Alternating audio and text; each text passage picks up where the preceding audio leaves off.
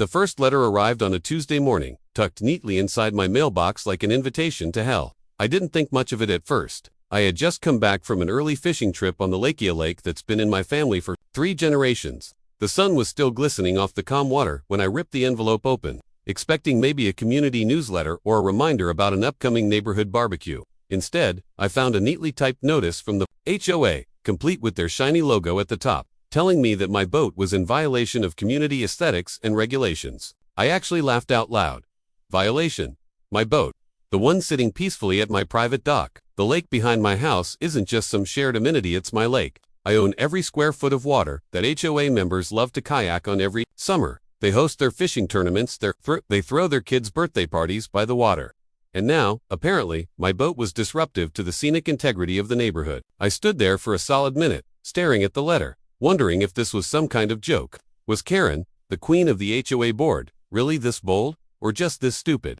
She's been trying to control every blade of grass in this community for years, but now she was about to pick a fight in the one place she had zero authoritative lake that legally belongs to me. At that moment, I didn't know this would spiral into one of the most satisfying battles of my life. But trust me, I wasn't about to let an HOA tell me what to do on my own water. By Thursday, I'd already decided I wasn't going to just ignore this. I wanted to see what kind of nerve these people had, so I showed up to the HOA meeting that night. Picture this. A stuffy clubhouse filled with self-appointed community leaders, sipping overpriced lattes, a CTING, like they're running the United Nations instead of a suburban neighborhood. At the head of the table sat Karen, perfectly pressed pastel blazer, fake pearls, and that smug little smirk like she's about to deliver a sermon on proper community values. The second I walked in, all eyes landed on me, and Karen gave me that condescending smile that says, "Oh good, the troublemaker showed up."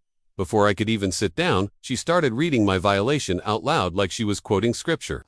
Boat of unusual size and color, creating visual discord. On shared Lakeview, I actually laughed, right there in the meeting. Visual discord. Are we writing poetry now, Karen? Then she hit me with the best part. Failure to comply within 10 days will result in escalating fines. That's when I leaned forward and said, very calmly, "Karen, you do know I own the entire lake, right?" The room went dead silent. I swear you could hear the sound of her fake pearl necklace clinking as her jaw dropped. She stuttered something about shared community access, and I cut her off with the legal truth. This lake isn't shared. It's private property. Private property. You're trespassing every time you host your stupid kayak races here. Gasps, murmurs. A couple of guys in the back looked like they just realized they've been breaking the law for years. Karen tried to recover, mumbling about respecting the community aesthetic, but the look on her face told me she'd just realized she picked a fight she couldn't win. That's when I made a decision. I wasn't just going to shut her down. I was going to make this hurt. After the meeting, I walked out with a grin plastered across my face because I knew exactly how this was going to play out, and it wasn't ending with me paying a dime in fines. If anything, they'd be the ones writing checks before this was over. Still, I wasn't in a rush. Karen was the type who thrived on drama, and the best way to crush people like her is with patience and precision. Over the next few days, the HOA doubled down. First came the official letter on cheap letterhead, warning me that I now owed a $500 fine for continued non-compliance. The irony of them threatening me for trespassing on my own lake was almost comical. But here's where it gets better. We're still hosting events on the water. Yup, kayak lessons, paddleboard yoga classes, weekend races, all on my lake without a shred of permission. They even advertised these events on the HOA Facebook page, bragging about community amenities. I kept screenshots of everything, every single post, and RSVP. Why? Because when I go for the kill, I don't want just blood, I want the whole head on a silver platter. Meanwhile, Karen was parading around like she owned the place, smiling at people like she'd just solved world hunger. Every time she saw me, she'd throw in a snide little comment like, "Rules are rules. Everyone has to follow them." Oh, sweetheart, if only you knew what was coming. That's when I called my attorney, a guy named Bill who has a smile that could melt steel and a resume filled with HOA scalps. I told him the whole story, and when I got to the part about me owning the lake, he actually laughed so hard he had to put me on hold. When he came back, his exact words were, "They're done. Just tell me how far you want to take this. And let me tell you, I wanted to take it to the moon." Bill didn't waste time. The next morning, a beautifully crafted cease letter landed in the HOA's inbox and on their doorstep via certified mail. The language was pure poetry. "You are hereby ordered to immediately cease all unauthorized use of private property located at Lake Westwood, including but not limited to organized community events, recreational boating, and any representation that the lake is an HOA-controlled amenity." The best part, it wasn't just a warning, it came with an invoice. Yup, a $10,000 retroactive usage fee for every event they had held on my lake without permission. And Bill was kind enough to add, failure to comply will result in immediate litigation and potential personal liability for board members. Oh, you should have seen Karen's face when she got that letter. I was out on my dock that afternoon, sipping a cold beer, when she marched down like a hurricane in heels. She was holding the letter, hands shaking, and she was livid. "This is ridiculous," she screamed, waving the paper in my face. "You can't just claim the lake." I nearly spit out my drink.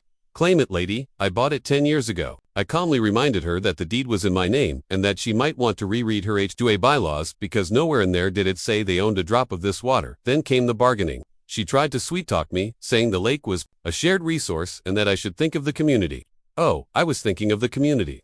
All right, thinking about how they were going to pay through the nose for years of trespassing. I told her point blank, "You've got 14 days to cut the check and cancel every event, or the next letter comes with a lawsuit." She stomped off, muttering something about calling the board. "Honey, call whoever you want.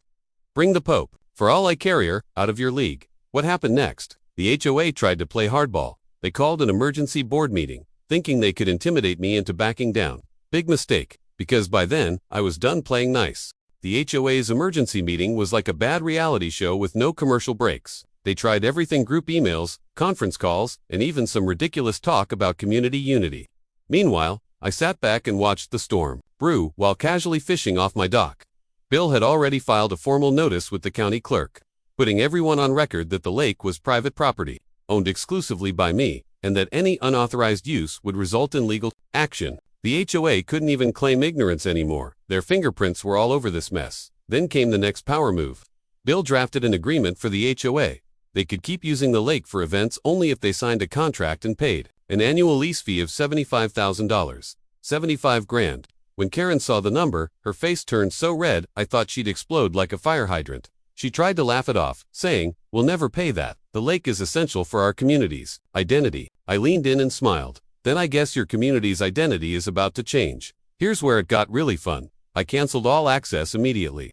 I posted signs all around the shoreline. "Private property trespassers will be prosecuted." I hired a security patrol to monitor the docks, and yes, I had chains installed on the boat ramp. By that evening, the HOA Facebook page was on fire. Neighbors were furious not at me, but at the board. Comments like, "Why didn't you check ownership before promising us lake rights? And we paid HOA fees for this," started popping up. The cracks in their empire were starting to show, and I was the guy with the sledgehammer. Karen tried one last desperate move. She came storming over again, waving her phone in my face. "We'll take this to court. The whole HOA is ready to fight you." I laughed so hard, I nearly dropped my beer. "Karen," I said, "do you really want a judge to see the 10 years of trespassing and unpaid usage fees? Do you know what that would cost you?" Her confidence wavered for the first time. She realized this wasn't a bluff. This was check. The game wasn't over yet. When the final HOA meeting rolled around, the energy was pure chaos. Half the board didn't even show up. Rumor was they'd resigned to avoid liability. The clubhouse parking lot was packed with angry residents, demanding answers. I didn't even have to say a word this time. The residents tore into Karen and her crew like sharks in a feeding frenzy. People were shouting, "You promised us lake access. And I paid thousands for a boat dock that's now worthless." Karen stood there sweating bullets, trying to spin the narrative about me being a selfish neighbor, but nobody was buying it anymore. Her reign of terror was over, and I was about to finish the job. That night, I dropped the bombshell. Listed exclusive lake memberships online, $4,500 per household annually. Within hours, dozens of homeowners emailed me, ready to pay for what their HOA had stolen from them. The best part, every dollar went into my pocket, and the HOA couldn't do a thing about it. No meetings, no votes, no power plays. Just cold, hard reality. I owned the lake, and I owned their summer dreams. Karen tried to rally people, saying, "Don't pay him. We'll find a legal loophole." But the residents had already turned on her. Someone even posted a photo of Karen's boat sitting useless in her driveway with the caption, "Queen Karen, dethroned." It went viral in the neighborhood group. 2 weeks later, the HOA caved.